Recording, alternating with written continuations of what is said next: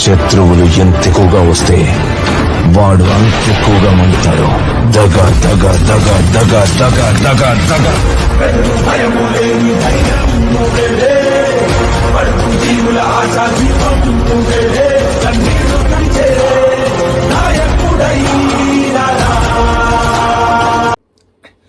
ప్రేక్షకులకి అందరికీ నమస్కారం. నేను మీ శివకుమార్ని మాట్లాడుతున్నాను. ఈరోజు సబ్జెక్ట్ ఏంటంటే, మన చంద్రబాబు గారు మొన్న ఉగాది రోజున P4 అనే పథకం మీద ఒక సభ కార్యక్రమం చేశారు. ఆ సభా కార్యక్రమంలోని చాలామంది ప్రజలు 10 నిమిషాలు కూడా లేకుండా లేచిపోయి వెళ్ళిపోయారనమాట. అది అట్రప్లాప్ అయిపోయింది ఆ సభ. ఆ అట్రప్లాప్ అయిపోవడం వల్ల మన చంద్రబాబు గారికి మైండ్ బ్లాక్ అయిపోయి అతను ఏం మాట్లాడుతున్నాడో ఏం చేస్తున్నాడో కూడా అతనికి తెలియకుండా ప్రజల్ని తిట్టడం మొదలెట్టారు. అంటే చంద్రబాబు గారికి మొదటి నుండి ఇది అలవాటే. అతని కార్యక్రమాలు సభలోని ఏమన్నా అయ్యిందనుకో ప్రజల్ని తిట్టడం ఇలాంటివన్నీ చేస్తుంటారనమాట. అతనికి మొదటి నుండి అది అలవాటు. ఆ సభలోని చంద్రబాబు గారు ఎందుకు అట్రప్లాప్ అయిపోయింది, ప్రజల్ని ఏమని తిట్టారు అనేది ఈ వీడియోలోని ఒకసారి చూడండి.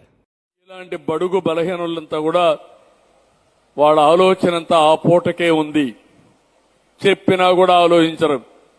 ఇప్పుడు వచ్చారు, సగం మంది వెళ్ళిపోయారు.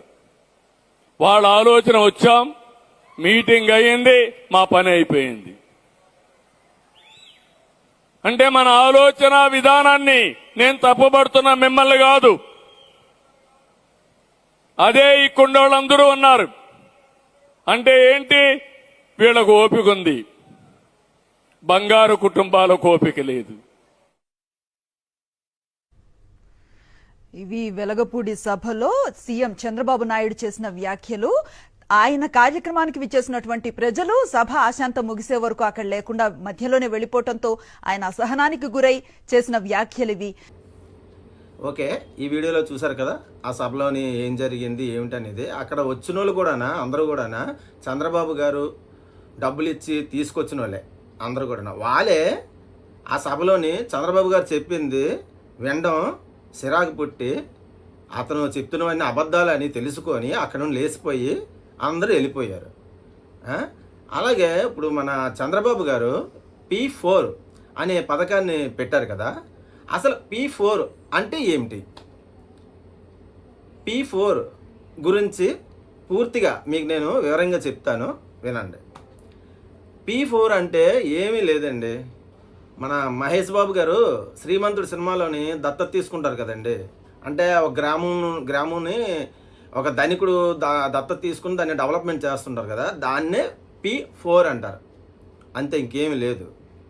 ఇప్పుడు రియల్గా కూడా మన మహేష్ బాబు గారు కొన్ని గ్రామాలని దత్తత తీసుకొని వాటిని డెవలప్మెంట్ చేసి వాటికి కావాల్సిన అన్నీ కూడా సౌకర్యాలు అన్నీ కూడా మన మహేష్ బాబు గారు చేస్తున్నారు. అలాంటిదే ఈ P4 అంటే.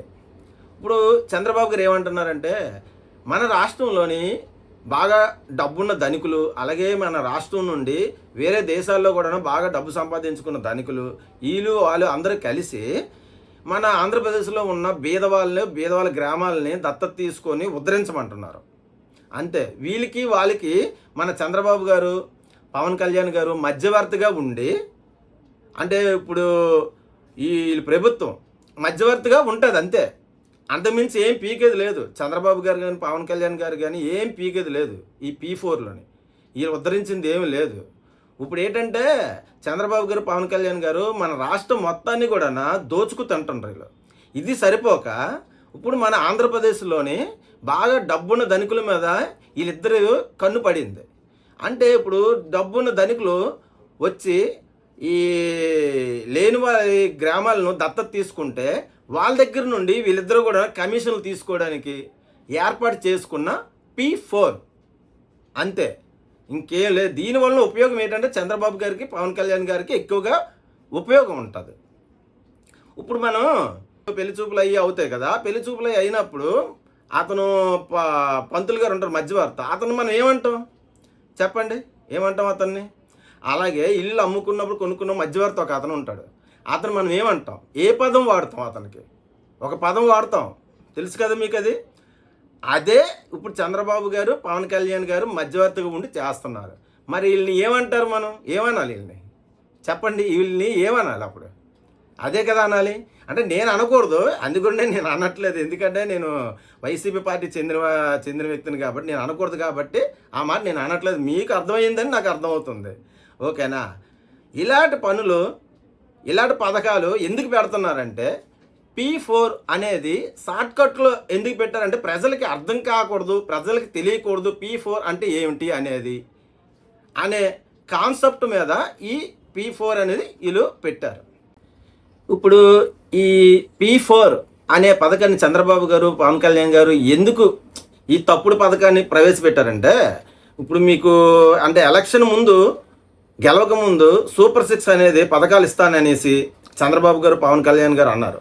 తెలుసు కదా విషయం. ఇప్పటి వరకు కూడా అదేది కూడా నెరవేర్చలేకపోయారు. అలాగే మన ఉగాదికి కూడా ఫ్రీ బస్సు, అలాగే వాలంటీర్లకి 10,000 వాలంటీర్లను తీసుకుంటాం, వాళ్ళకి 10,000 ఇస్తాం జీతాలు, సో ఉగాది నుండి అవి అమల్లోకి వస్తాయి అనేసి కూడా చెప్పడం జరిగింది. అవి కూడా చేయలేకపోయారు. వీటిని డైవర్ట్ చేయడానికే ఈ P4 అనే పథకాన్ని ప్రవేశపెట్టారు.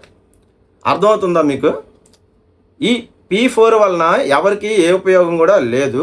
ఒకటి, దత్తత తీసుకోవాలనుకుంటే దత్తత తీసుకున్న వాళ్ళు ఇష్టం, దత్తత వెళ్ళిన వాళ్ళు ఇష్టం.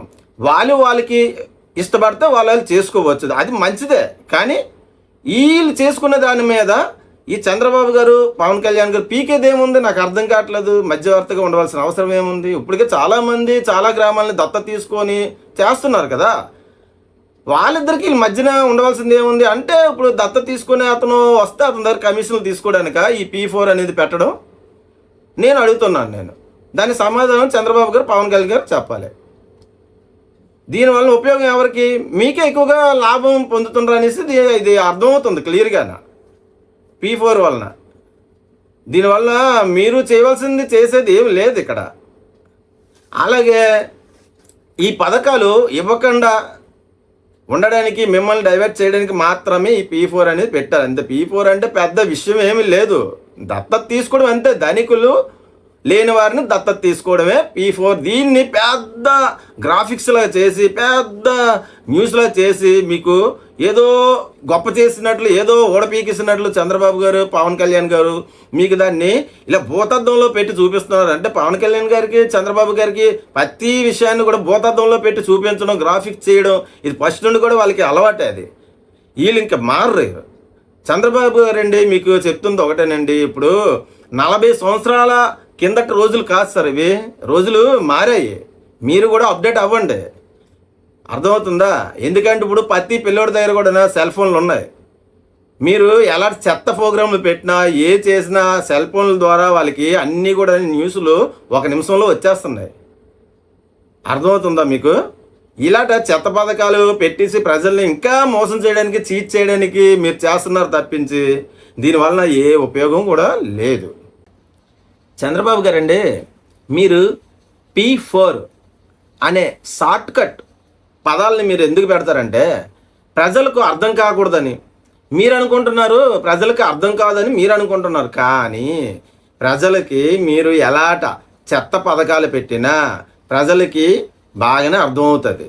పిల్లి అనుకుంటుంది పాలు తాగినప్పుడు, పిల్లి ఎవరు చూడట్లేదు అనుకుంటుంది, కానీ అందరూ చూస్తున్నారని సంగతి ఆ పిల్లికి తెలియదు. అలాగే మీరు పెట్టిన షార్ట్కట్ పదాలు కూడా ఎవరికి తెలియదని మీరు అనుకుంటున్నారు, కానీ ప్రజలందరికి కూడా అర్థమవుతుంది. అర్థమవుతుందా సార్ మీకు? అలాగే చంద్రబాబు గారండి, మీరు కన్నింగ్ మాటలు మాట్లాడడం మానుకోండి సార్. ఎందుకంటే ఇలాంటి కన్నింగ్ మాటలు మాట్లాడి ప్రజలను ఏమార్చడం అనేది కరెక్ట్ కాదు. ఇలా ప్రజలను ఏమార్చుతూ ఉంటే మీకు లాస్ట్కి రాజకీయ భవిష్యత్తు అనేది ఉండకుండా పోతుంది. అర్థమవుతుందా చంద్రబాబు గారండి? మారండి సార్ మీరు ఇప్పటికైనా. చంద్రబాబు గారండి, మీకు ఒకటి చెప్తాను నేను. ప్రజలకి మంచి చేయాలన్నా, ప్రజలకి ఏమైనా పథకాలు ఇవ్వాలన్నా ఏంటి, అలాగే ఆంధ్రప్రదేశ్లోని సింగిల్గా 175కు 175 స్థానాల్లో పోటీ చేయాలన్నా మా జగనన్న గారికే అది సాధ్యం, ఇంకెవరికి కూడా సాధ్యం కాదు. అర్థమైందా? అలాగే ప్రజలు మోసం చేయాలన్నా, ప్రజల్ని చీట్ చేయాలన్నా, ఏంటి ఆ ప్రజల్ని ఇబ్బంది పెట్టాలన్నా దాంట్లోని మీరు చంద్రబాబు గారు అలాగే పవన్ కళ్యాణ్ గారే నెంబర్ 1 స్థానంలో ఉంటారు కూడా.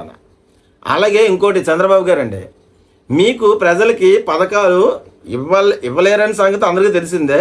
మీకు చేత కాకపోతే, మీకు పవన్ కళ్యాణ్ గారికి చేత కాకపోతే, పవన్ కళ్యాణ్ గారు చంద్రబాబు గారండి మీ ఇద్దరు కూడా వెంటనే రాజీనామా చేసేసి ఏంటి చంద్రబాబు గారండి మీరు సీఎం కుర్చీని మా జగనానికి మీరు అబ్జెప్పియండి. అబ్జెప్పేస్తే ఓన్లీ ఒకే ఒక గంటలో మా జగన్మోహన్ రెడ్డి గారు ఏవైతే పథకాలు ఇస్తానన్నారో ఆ పథకాలు అన్నీ కూడా ప్రజలకి ఇమ్మీడియట్లీగా ఇస్తారు. ఓకేనా సార్? ఈ పూర్తి వీడియో మీకు నచ్చినట్లయితే లైక్ చేయండి, షేర్ చేయండి, కామెంట్ చేయండి, అలాగే సబ్స్క్రైబ్ కూడా చేసుకోండి. ఓకేనా?